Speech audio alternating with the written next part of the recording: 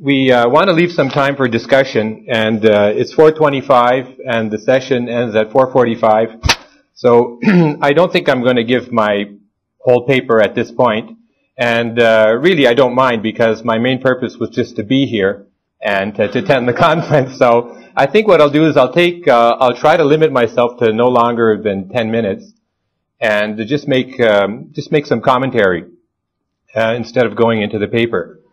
Now, I sort of quickly sitting here and watching the time go by, I rethought my paper, and I originally wanted to talk about how Ludwig von Mises dispels myths about capitalism, but if most of you have read his works, then you've probably read this, and I have not much new to say. But one thing that I would like to say is that reading Ludwig von Mises, and here I'm talking from personal experience, and I'm talking from the heart, not as a scholar, it has a therapeutic value. And reading Ludwig von Mises, when I read him, I had a healing experience, and I understood myself better.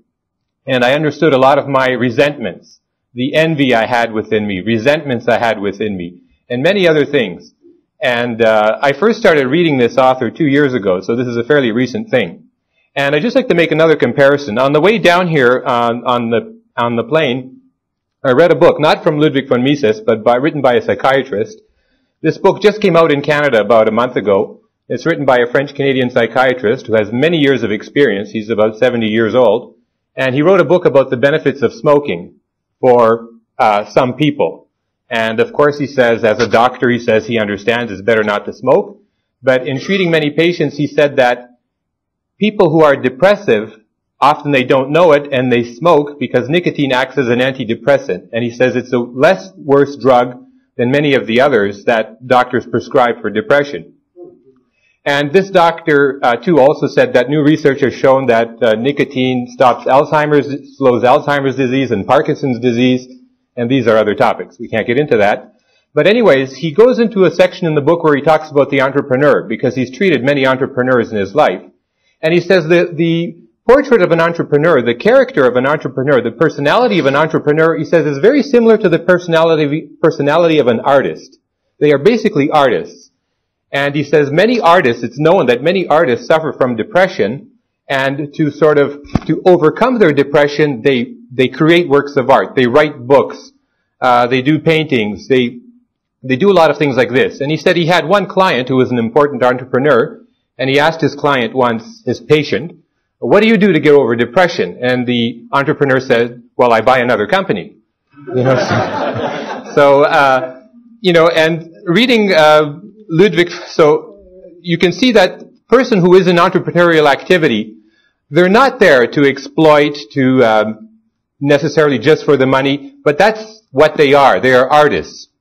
And when the first book I read by Ludwig von Mises was The Anti-Capitalist Mentality. That book came into my hands by coincidence, and I was almost like blushing when I was reading it, because I was one of those intellectuals who persecuted capitalists at one time in my life.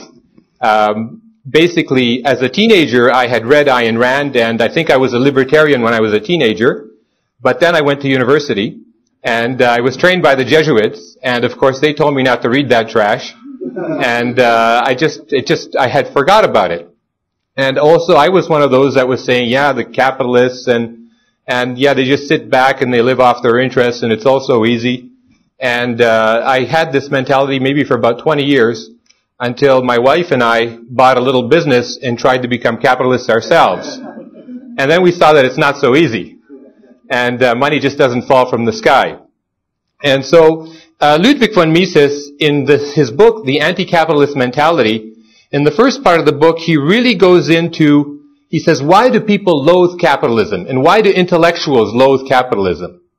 And he says, first of all, in capitalism, there's no excuses. In the caste society, in former times, in a feudal society, you could say, well, I'm poor because I'm born into the wrong caste, or I'm a serf or something like this. But in capitalist society, all are equal under the law. And we all have, maybe not equal chances, but we all have a chance to better our lot in life. And he says often it's just a lot of petty resentments that two people may start out equally. One gets ahead further, the other one lags behind. So those that lag behind have this resentment towards capitalism. And he says the intellectual class, for example, normally, like the universities are quite left-wing, or most faculties are quite left-wing, and he goes into a lot of, and this was my situation too, being in a very left-wing environment. I'm a professor of philosophy. And he says, well, like basically workers, blue-collar workers, they don't really get into contact with the boss or the CEO. But if you're an intellectual, you are mixing in higher circles, and you can't understand why some guy who sells laundry detergent can make 10 times your salary.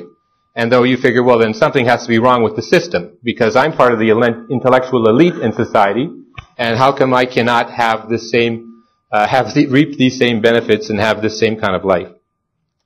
And many other things that Ludwig von Mises teaches. So like I said, when I read him, for me it was a therapeutic experience. I understood myself better. I understood resentments that I had, dissatisfactions that I had, and it was this is, I think, rare is the writer or scholar who does both, who is can give you a lot of factual information and teach you a lot, but at the same time, whom you can read and almost like experience a conversion and feel yourself having become a better person, or having like made progress in your own personal life because of having read this author. And I think I'll stop there, so we'll leave time for the discussion. There were a lot of important topics.